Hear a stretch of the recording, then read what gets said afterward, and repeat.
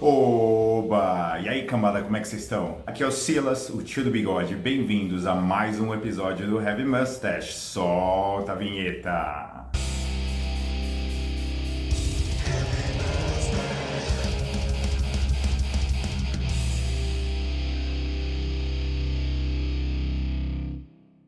Bom, antes de mais nada, se você é novo aqui no canal, se inscreva, dê aquele joinha para fortalecer, divulgue esse vídeo aqui para sua vovó no WhatsApp, me siga aqui nas redes sociais. E é isso, bora pro vídeo! Bora! Hora do show, porra! Bom, hoje a gente vai falar sobre Ronald James Padavona, também conhecido como Ronnie James Dio, também conhecido como um dos melhores vocalistas de metal da história. O que eu vou fazer aqui é o seguinte, eu vou ranquear a discografia solo dele, tá? Do pior pro melhor. E se você não concorda com a minha opinião, você tá errado, meu amigo. Então vai tomar no meio do seu... Bom, bora lá. Começando em 10º lugar, a gente tem o último álbum de estúdio do Dio, o Master of the Moon de 2004. E falando de forma geral, nem é um álbum ruim, mas o que acontece? Ele é um álbum meio gelatina na discografia. Imagina que você tem um buffet com várias sobremesas muito legais e você tem gelatina ali no meio. Então, é tipo isso. Ele conta com Craig Goldie, que já tinha tocado no Dream Evil e no Magica como guitarrista. Ele tem algumas boas músicas, mas ele tem uma certa falta de personalidade, tá? Era pra ele ter sido uma segunda parte do Magica, que ia ser uma trilogia, só que o Dio mudou de ideia no meio do caminho e acabou virando um álbum com músicas que são individuais, né? Elas não conversam entre si como seria no álbum conceitual, que era o caso do Magic. Então ele tem uma sonoridade um pouquinho mais cristalina assim, mais arrastada, igual o Magica, só que ele não tem aquela coisa mais cinemática que o Magica tem. Como destaques, a gente tem a faixa título, que é bem bacana, e tem uma faixa muito legal que se chama The Man Who Would Be King, que é meio que uma semi-balada com bastante piano, teclado ali, bem legal. Em 9º lugar, a gente tem o Lock Up the Wolves de 1990.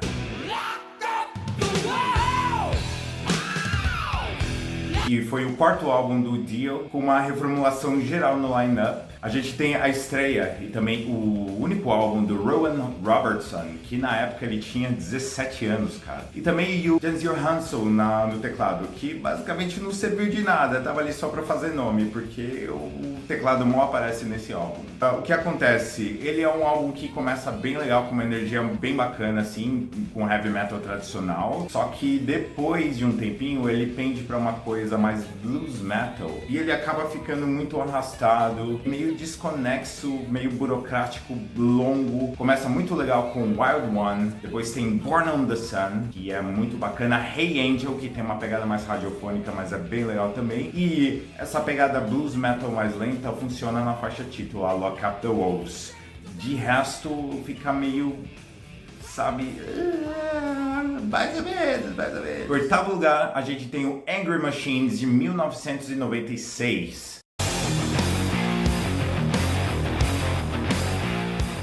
Foi o 2º álbum a contar com o Tracy G na guitarra. É um álbum bem bacana e bem subestimado, na verdade, por conta de muitos fãs do Dio. Tem uma galera que fala que é um álbum fraco, que é o álbum mais fraco da discografia. Eu particularmente discordo. Ele tem uma pegada mais moderna, né? Uma afinação bem baixa e aquela pegada mais seca na produção, mas ele é bem bacana. As composições são fortes e a gente tem um dos trabalhos mais incríveis do Vinny Appice na batera. Os arranjos dele tão fabulosos nesse álbum. Tem muita coisa bacana ali. Então a gente tem Institutional Man, que é uma pedrada e é uma música torta total, os compassos bem loucos ali. Tem Don't Tell the Kids, que tem uma energia bem bacana. Black, que tem um riffão bem groovado, muito legal. E tem This Is Your Life, que é uma balada fantástica.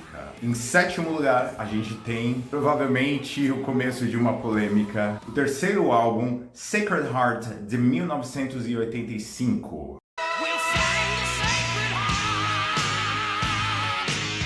Ele é um álbum bacana, mas ele tentou repetir um pouco a fórmula do primeiro e o segundo, só que de uma forma mais cansada. Ali, eu acredito que o clima entre a banda, principalmente entre o Dio e o Vivian Campbell, que era o guitarrista da época, não estava tão legal. E ele começa bem heavy metal tradicional, porrada, mas aí depois ele vai inserindo ali uns tecladinhos que você vê que o Dio estava tentando alcançar o mercado norte-americano e ele meio que falhou nesse sentido. É um bom álbum, mas eu acredito que com outros destaques ali ele fica um pouquinho perdido e pro final as músicas já não são tão marcantes assim. Mas tem músicas muito legais. King of Rock and Roll começa com uma energia bem legal e ela meio que simula como se fosse iniciando em um show. Tem a faixa título Sacred Heart, que é sensacional, que é bem épica e marcante. Like the Beat of a Heart é uma música muito legal e tem uma pegada parecida com a Straight Through the Heart do primeiro álbum. E também Rock and Roll Children é uma faixa bem legal. Hungry for Heaven é um single que foi lançado nessa época, mas eu acho que é uma música meio fraca, meio desconexa ali. Ela tem uma pegada meio comercial, mas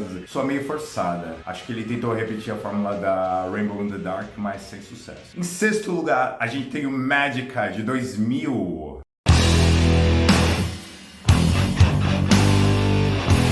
Ele é um álbum que tem umas opiniões meio divididas entre os fãs. Tem uma galera que adora, que fala que é um dos melhores. Eu me incluo nessa. E tem uma galera que não gosta tanto assim. Ele tem uma pegada um pouco diferente, uma coisa mais cinemática. Então ele começa com uma introduçãozinha de uma narração e depois a gente tem um pequeno instrumental e vai levando as outras músicas. Ele tem bastante teclado, uma coisa bem carregada, algo para ser um pouco mais épico, né? Umas orquestrações. Mas é um álbum que, assim, ele funciona melhor você ouvindo ele inteiro. Ele não funciona tanto com faixas individuais. Então ele é difícil de ranquear por conta disso. É um dos meus favoritos, mas eu acredito que como um álbum, ele perde um pouco com algumas outras coisas que eu vou citar depois. Os destaques bem legais dele são Lord of the Last Day, pedrada, pesada, arrastada, sensacional. Fever Dreams, que tem uma pegada um pouco Man of the Silver Mountain. Tem a época Ariel, com bastante orquestração. E também a balada As Long As It's Not About Love, que é maravilhosa.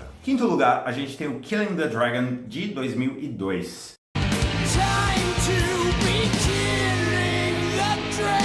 Ele veio logo depois do Magica e retomou um pouco a sonoridade mais heavy metal tradicional do Dio de forma brilhante. É o único álbum que tem o Doug Aldrich como guitarrista. Algumas pessoas meio que falam que ele não se encaixava tão bem. Eu discordo, eu acho que ele fez um trabalho primoroso, os arranjos dele são muito legais, timbragem, os solos que ele fazia eram incríveis e ele fazia um trabalho bem legal ao vivo também. Ele gravou 2 álbuns ao vivo com o Dio, inclusive, que foram o Evil Lord Divine e o Holy Diver Live, tocando o Holy Diver na íntegra, obviamente. Desse álbum se destacam a faixa título, maravilhosa, com um riffinho cavalgado. Scream, sensacional, um riffão maravilhoso e bem pegajoso. Push, que foi uma faixa que rendeu um single com um clipe com o Tenacious D participando. E também tem Throwaway Children. É uma música que eu não sei se vocês sabem, mas havia um projeto que chamava Hear and Aid, que foi basicamente o We Are The World do metal. E nele, obviamente, tem participação de vários músicos muito renomados na cena. O Dio queria retomar essa ideia, né, com essa música, mas ele infelizmente não conseguiu e acabou transformando ela numa música simples do Dio mesmo. É uma música bacana. E também tem uma música sensacional, Rock and Roll, que começa ali com um dedilhadozinho, uma coisinha mais soturna e depois quebra para um riffão esmagador. Só que esse riff lembra bastante Wake Up do Rage Against the Machine, saca só.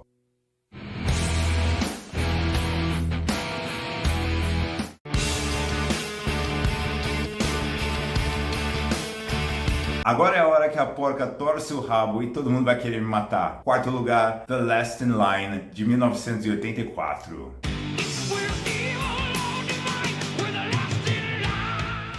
Sim, eu sei, provavelmente, na sua opinião, ele é o segundo melhor. Eu tenho algumas opiniões sobre ele. Ele é bem forte nas faixas clássicas, mas ele se perde um pouco. Em algumas lado B, elas não são tão fortes assim, mas as que são fortes são algumas das mais fortes da carreira do Dio. Então, obviamente, a gente tem We Rock, a gente tem The Last in Line, One Night in the City, é uma faixa também sensacional, tem uma pegada um pouquinho mais radiofônica também. Egypt, The Chains Are On, que é a faixa que encerra, é fantástica. E Mystery, que é uma faixa que eu não gosto tanto, saiu como single e era mais uma faixa que tentou repetir a fórmula da Rainbow in the Dark sem sucesso. E agora a gente chega no nosso top 3 e a galera vai querer me matar, mas em terceiro lugar, Strange Highways de 1983.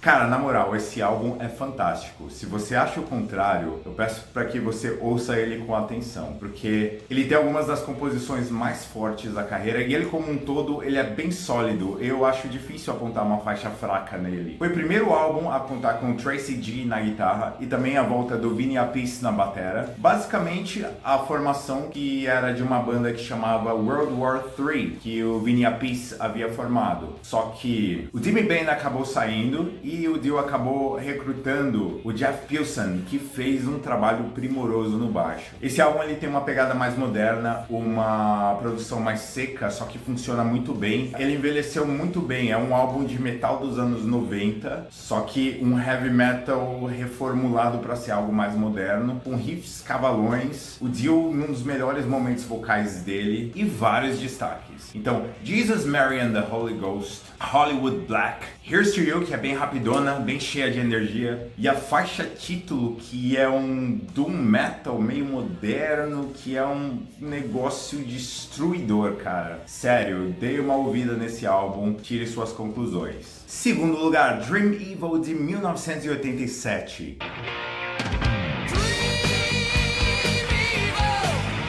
Que marcou a saída do Vivian Campbell, que saiu pra nunca mais voltar, e a estreia do Craig Goldie, que é um guitarrista um pouquinho controverso na história. Segundo o Dio, os outros caras da banda não sentiram muita confiança nele, mas ele mesmo achou que o Craig fez um trabalho fantástico e eu concordo. Ele tem uma sonoridade bem heavy metal clássica, com alguns teclados ali inseridos de uma forma bem bacana. Eu acho que os teclados dele funcionaram muito melhor do que foi com o álbum anterior. Então a gente tem Night People, a faixa título, Sunset Superman, que é uma faixa incrível, que é daquela hino pra todo mundo cantar junto no show. All the Fools Sailed Away, cara, que faixa fantástica. Ela é uma semi-balada, digamos assim, bem épica e incrível, um dos melhores refrões que o refrões.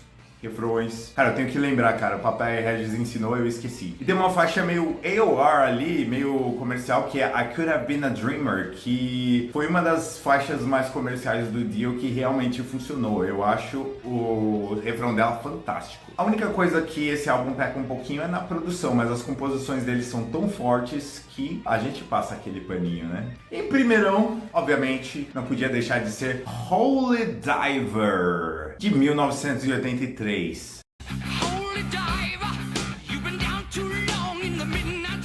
Cara, esse álbum foi um grande marco do heavy metal em geral. O Dio já tinha feito história com Rainbow, com Black Sabbath. Ele já veio com tudo nesse primeiro álbum. Ele trouxe o Vinny Appice do Sabbath e Vivian Campbell na guitarra, que foi um cara que o Dio revelou pro mundo. Depois disso, o Vivian Campbell, ele tocou no Whitesnake e ele tá até hoje no Def Leppard. O que falar desse álbum? Heavy metal absoluto, genial. Apesar de ser um álbum mais tradicional, digamos assim, do heavy metal, ele tem vários arranjos incríveis, os músicos estão bem soltos ali, as composições são incríveis e todas funcionam, até as mais lado B. Então a gente tem, obviamente, Stand Up and Shout, Holy Diver, Rainbow in the Dark, que é um dos maiores hinos da carreira dele, Don't Talk to Strangers, que também é um hino absoluto, e o álbum encerra de forma genial com Shame on the Night, que é bem sombria e marcante, que é uma faixa fantástica, provavelmente o melhor encerramento de álbum do Dio solo.